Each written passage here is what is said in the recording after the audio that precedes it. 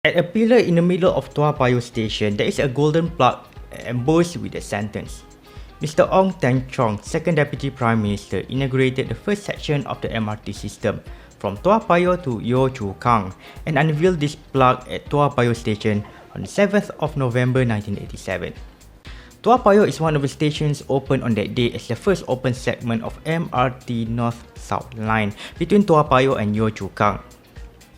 Against all odds and oppositions due to its ridiculous cost, limited local expertise at the beginning of the project and financial risk, MRT becomes the moving factor of the people and economy in the term of time savings and real estate value. And what are the factors that make Singapore decide to build an MRT network, and what are the stories behind its realization? Let's go to the MRT station underground and understand of the story and history of building the first MRT lines in Singapore.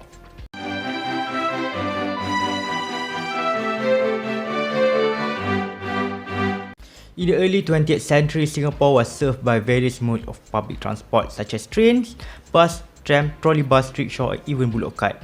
The variety of the public transport slowly disappeared when automobiles became more affordable and diesel bus took over the streets as the main public transport mode. However, bus did have its own disadvantages. Overcrowding is common, irregular schedule, prone to breakdown, and occasional workers' strike. Therefore, we need to look upon the early days of independent Singapore to understand the need of building high-capacity MRT lines. Between 1903 until 1918, Singapore Railway linked the city wharves at Tanjong Pagar and Woodlands up in the north, mostly parallel with Bukit Timah Road.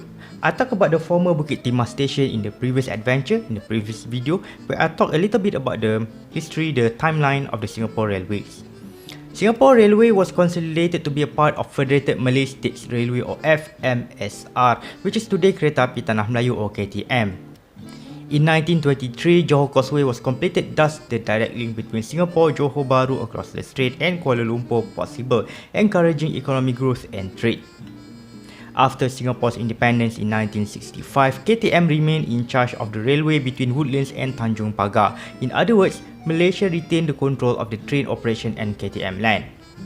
As Singapore is too small to sustain its own heavy rail operation, Malaysian government-owned KTM continued to own the railway land and operate in accordance of Colonial Railways Act 1918 and Post-Colonial KTM Singapore Act 1984. Malaysian immigration and customs checks were conducted in Tanjong Pagar station deep inside Singapore, causing diplomatic scuffles between Singapore and Malaysia for years, as if racial rift and water purchase from Johor is not stressful enough. As a result, intrastate trip across Singapore by KTM-owned railway is impractical, if not outright impossible, without a passport. On the other hand, trolley bus started to age and could not compete with more agile diesel bus. Singapore completely dismantled the trolley bus system in 1962 as the overhead wire prevented the introduction of double-decker bus. By time, even double-decker bus were strained by the increasingly congested roads, increasing number of passengers and denser residential areas, especially at HDB townships. Thus, the discussion has started since the early 1970s whether the rail transit system is the best solution for the public transportation. The plan to build an MRT network has been appeared a few years after Singapore's independence as the road become more congested and KTM railway operation is exclusively controlled by Malaysia. In 1965, almost 70% of the Singaporeans live within 5 kilometers from city, which also caused overcrowding and sanitary issues. Therefore, there is a need of new housing areas to accommodate more population in a livable space with clean surroundings. Public housing was built outskirts of the city area, starting with Toa Payoh in 1964. In a 1967 study conducted by United Nations Development Programme or UNDP, a rail transit system was suggested to cope with the increasing population and increasingly congested traffic.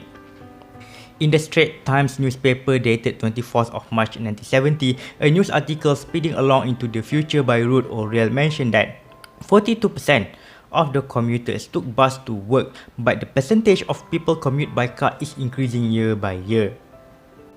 The same news article stated that MRT line was planned to run between Queenstown and Toa Payoh with branches to Geylang and Jurong. The intention to build an MRT system was conceived in Master Plan 1971, where the rapid transit system linked the city with the planned townships to the north, to the east and to the west, but not all the way to the coast. A year after, the Singapore Mass Transit Study, the study to know the probability of building MRT, has been started and conducted in 3 phases. Number 1. Phase 1 is the examination of the existing future transport demands and making recommendations. Rail rapid transit is the best option to choose. Phase 2 started in 1975, examining the technical, economic and financial feasibility of the MRT, with the mixture of rail and bus is the most feasible option. The option that hindered by high cost, possible change of land use and re-examination by the World Bank. Phase 3 is the preliminary engineering design conducted from 1979 until 1980. The decision has become clearer. MRT is on the way to realization. As MRT history is a kind of a thriller story and not a fairy tale where a princess ran away with glass shoes, of course there was people who stood in the middle to halt the MRT progress. Another research conducted by consultants from Harvard University stated that building all bus system with dedicated lanes was more cost effective and adequate. In addition, Harvard consultant team argued that building MRT will be excessive in cost, countering Singapore Mass Transit Study team prediction that the population growth of Singapore will keep increasing instead of slowing down due to modernization. If Singapore insists on building an MRT system, one line should be enough, according to Harvard consultant team. Both of the consultant teams faced each other in the debate live on television, SBC same boarding channel, which saw increasing interest on MRT proposal instead of the fully bus system. For the context, Harvard University is located in Boston, USA. Let us ponder. How magnificent is, how efficient is public transportation in Boston looks like in the 21st century? What the far from being shunned by the exorbitant cost, the general public showed keen interest to MRT project via letters sent to the Straits Times newspaper in the late 1980s. Comprehensive traffic study conducted in 1981 found out that bus is not enough to fulfill the future demand as efficient as rail network. MRT is favorable over bus since it did not need to stop at traffic lights, and most importantly, all trains are air conditioned, as Aircon Bus only started its service on select routes in 1984. Other than efficiency, comfortability and safety, MRT was eventually chosen over all bus network because of the limited land space. Singapore experienced sharp economic growth thanks to the influx of foreign direct investment and foreign capital amid geopolitical uncertainty in East Asia in the late 1960s and 1970s. Cultural revolution in China, advance of communists into South Vietnam, and Korean DMZ conflict caused the foreign companies to settle into relatively calmer and cost-effective Southeast Asia. Thus, there were increase of vehicle on the road as more people and more companies are afford to own a vehicle for their own use. The increase of goods vehicle and buses outpaced private vehicles with 150% increase between 1974 until 1984 in a country where 10% of its land is already used for roads and KTM railway. Widening the existing road will be consumed the already scarce land space available. In addition, tunneling could be a viable option to avoid the road widening, but the tunneling cost is prohibitively expensive and there is no space for a large toll plaza either. Proponents of the multi-line bus network argues that the system is cheaper to build and cheaper to run compared to 5 billion Singaporean dollars for 2 MRT lines and a short branch. Could you imagine a port city where its public transportation is exclusively run by bus? No need to imagine, because there is a city up north from Singapore that adapted fully bus network that fell into inefficiency due to increasingly congested roads. Penang is an example of the Strait Settlement city that decided to scrap the tram and later trolley bus network in 1960 in favour of diesel bus, which is more flexible and cheaper to run. I talked about the former tram and trolley bus in Penang in the previous video, where I stood near a former tram track that was found during a road repavement work back in the year 2004. If you want to know more about the tram and trolley bus in Penang, the link to watch is up here. Today, public transportation in Penang Island is exclusively by bus until the completion of LRT Mutiara line that's scheduled to open by 2030, a few years from now. Singapore chose MRT as the main backbone of the public transportation and not turn back. It is a high risk, high return reward. Consideration of transit efficiency, safety and land scarcity makes Singapore choose MRT over all bus network to maintain its status as a global commerce and finance centre. To maintain fiscal discipline, the allocation for the MRT construction is limited to 5% of the development expenditure in the national budget. The expenditure allocation for the MRT project are variable year by year as long as the total average allocation throughout the project remain at 5%. In the fiscal year 1986-1987, when the MRT construction peaked, 4.387 billion Singaporean dollars were allocated for development expenditure, which means that 5% of the figure equals to 219 million Singaporean dollars. However, in the same fiscal year, the actual expenditure of the MRT construction is 641 million Singaporean dollars, thrice the permissible 5% limit. And why was the spending allowed to increase threefold? During the early years of MRT construction, the spending were lower than permissible 5% limit as the works are mainly feasibility studies, soil probing and land acquisition. When the construction moved to the more critical level, more money were allocated to fund the use of heavy machineries, building materials such as concrete and steel, and to pay the workers. In addition, the train were received at this stage when the MRT is less than a year into its completion. Done about financing aspect. Due to lack of local expertise of the groundbreaking project, around 300 professional expatriates, including those with experience of building MTR in Hong Kong, were hired in the early years of MRT construction. By time, more local professionals are involved in the MRT construction on the subsequent newer lines across the island. Thus, Singapore becomes the second city in Southeast Asia to have a rail transit system. Which city is number one? Manila opened its first rail transit line on December 1984 with the opening of LRT Line 1, 3 years earlier than Singapore. It is a metro like LRT with rail and steel wheels, not this type of LRT. Despite being the second in overall category, Singapore is the first city in Southeast Asia to have underground transit system, a remarkable achievement for the smallest country in the region. On May 1982, a decision was made to construct MRT system with 67 km in length, 42 stations and 3 MRT lines. The joyous Ong Teng Chong, Minister of Communication, welcomed the decision as MRT could attract long-term investment and appraisal of land values. Priority was given to North-South Line or NSL over East-West Line or EWL and Branch Line as the new township sprang up in the north, causing severe congestion at Upper Thomson Road and Lentor Avenue. Only about 25% of the MRT track is underground and the rest of the track is elevated to keep the construction cost as low as possible. 15 stations are underground, 26 are elevated and 1 station that is neither underground nor elevated. Bishan is the only at-grade station in the whole MRT network as the station is located between the elevated north of NSL and the northern portal of the underground station. The given project name is different than the current station name, and the name was changed during the construction to reflect the accurate location and the historical significance of the area the station serves. Central Station is today Raffles Place Station, named after Raffles Place. St. Andrew Station is now City Hall Station, named after the former City Hall building, which is today National Gallery, despite that St. Andrew's Cathedral is nearer to the station. Killiney is renamed as Somerset, as since Somerset Road is nearer to the station than Killiney Road. Scots is renamed as more renowned Orchard because people know Orchard Road more better than the Scots Road. Novena Station is named after nearby Novena Church, or officially Church of St. Alphonsus, was originally named Thomson as its project name. If Thomson Station was not changed to Novena, the confusion between Thomson Station and Thomson East Coast Line will be disturbing. I talked about the Thomson East Coast Line in the previous video and the importance of building the most expensive public project in Singapore up to date. If you want to know more about the line, you can watch that here in the link above. Kampung Santeng was renamed as Bishan, the township that replaced the former Kampung.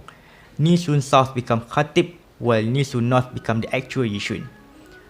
And those name changes are just shown for the north-south line. Some of the project station names on the east-west line are changed as well. Did you notice any differences between the project station names and its current names? You can comment down below if you see any changes.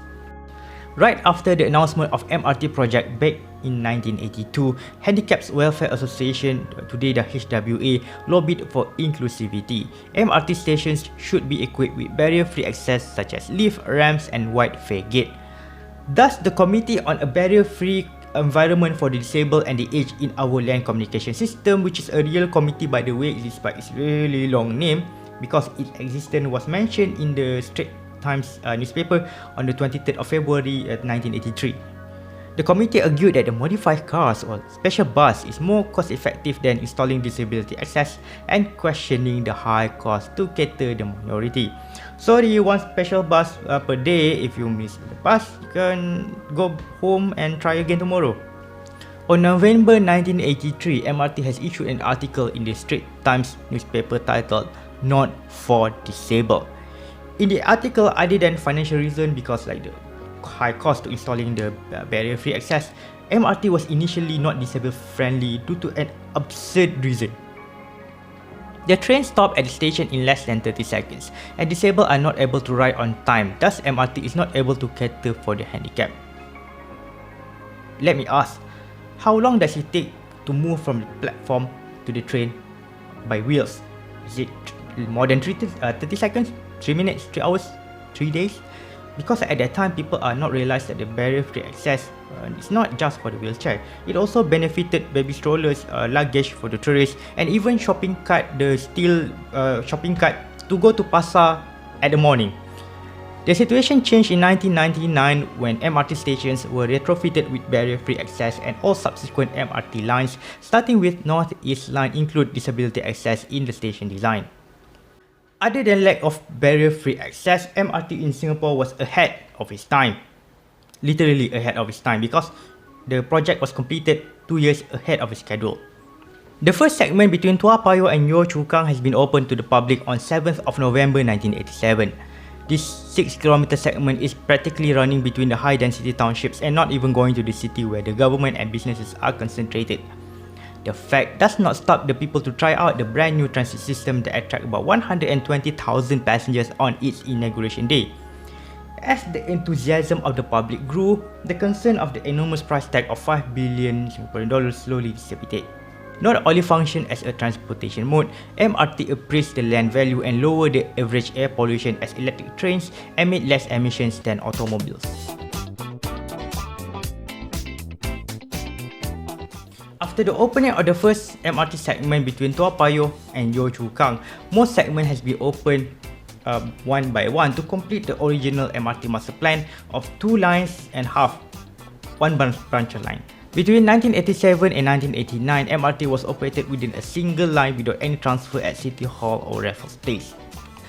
A month after the Pioneer route, the extension from Novena to Outram Park has been opened on 12th of December 1987. On 12th of March 1988, Prime Minister Lee Kuan Yew officiated the MRT system in City Hall Station when the MRT was extended from Outram Park to Clementi. The golden plaque commemorating the officiation is still at the wall at the City Hall Station, by the way. MRT was extended westward to Lakeside on the 5th of November 1988. On 20th of December 1988, MRT was extended north to Khatib and Yishun. On the 4th of November 1989, Marina Bay Station was opened together with the eastern alignment from City Hall to Tanah Merah. The opening of the eastern extension means that the MRT services between Lakeside and Yishun were ended and switched to NSL and EWL that we know today. The eastern terminus was extended further to Pasir Ris on the 16th of December 1999. On the 10th of March 1990, branch line between Jurong East and Choa Chu Kang was opened. On the 6th of July 1990, the whole initial master plan of the MRT lines has been completed with the opening of Boon Lay Station in the west. On the same day, Wee Kim Wee, the President of Singapore, officiated the whole MRT network, marking the completion of 5 billion Singaporean dollars mega project. To keep the cleanliness of the MRT trains and stations, there are rules and regulations that need to be observed. No eating, no drinking, no smoking, no flammable goods. The rules that makes MRT squeaky clean as an essential part of a fine city. In fact, chewing gum was banned in Singapore when it was found out that the gum litter, when chew and throw it away, caused the train doors, the MRT train, to malfunction, causing damages and delays. What makes MRT in Singapore so special about its restriction is no durian. No durian allowed on board with no specific fine mentioned if violated. What is the price punishment of bringing durian into the MRT trains?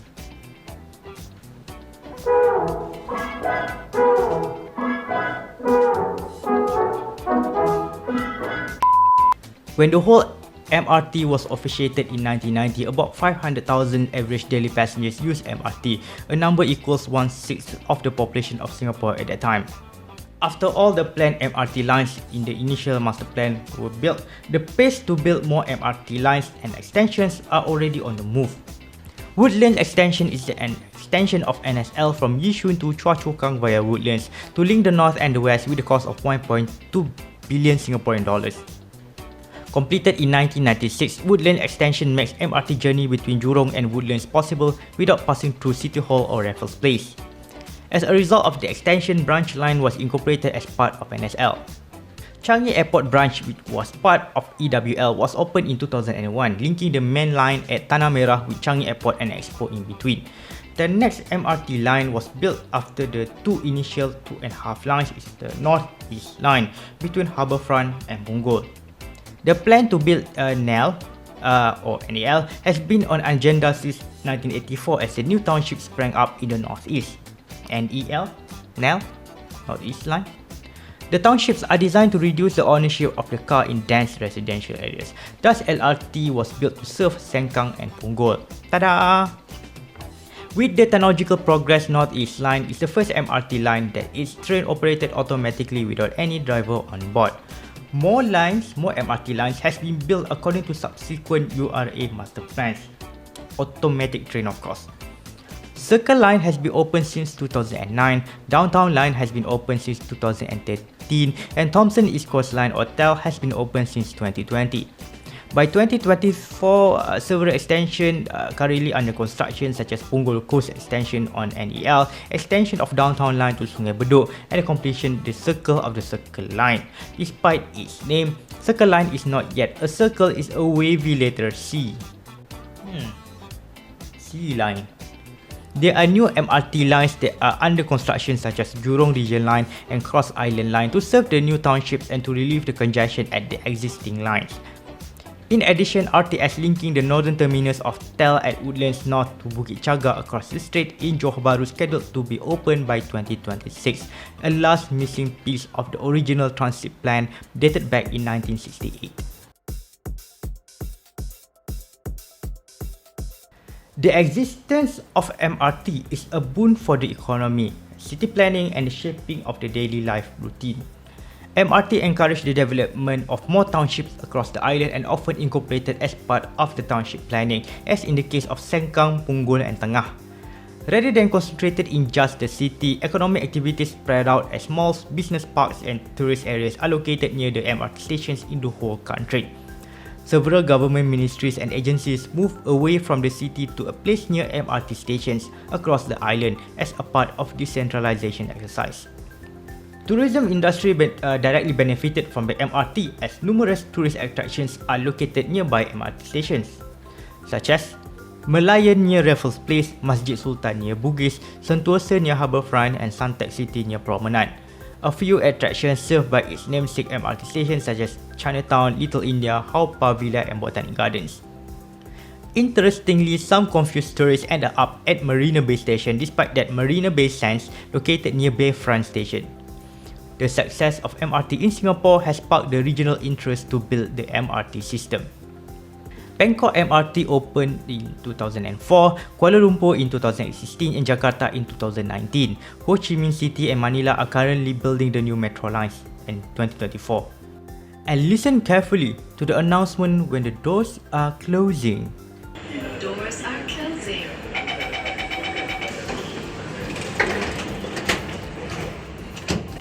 Doors are closing. Today, Singapore MRT system is an envy of the world and an example of efficient, clean, affordable and accessible public transport system. According to Land Transport Master Plan or LTMP 2040, adding more MRT stations is a part of the plan to achieve 20 minutes trip to a neighborhood centre and 45 minutes trip from home to a workplace on peak hours. Thus, MRT makes Singapore a better country to live, not a perfect country, just a better country. And no, Mr. Prime Minister will not appear at the end of this video. With the expanding MRT network across Singapore, bright and spacious new MRT stations make older stations such as Toa Payoh look dimly light and narrower. A station that has been designed to function as a practical transit station, not as an exquisitely designed station where the social media wannabes stood in the middle for the sake of 10 likes. Commuters are hurried down to the platform via escalators and lift, away from the embossed ceremonial plaque in the middle of the station. A silent reminder when Singapore boldly decided to build its MRT network. If you want to visit Toa Payoh station, the station is located on MRT North-South line between Novena and Braddell. Above the underground station is Toa Payoh bus interchange where the local and inter-region bus lines terminated. Yio Chu Kang station is located nearby the intersection of Ang Mo Kio Avenue 6 and Ang Mo Kio Avenue 8. Thank you so much for watching. I hope you learned something new about Toa Payoh and Yio Chu Kang as the pioneer of the development of the MRT lines in Singapore. Thank you so much for watching again and see you in the next video.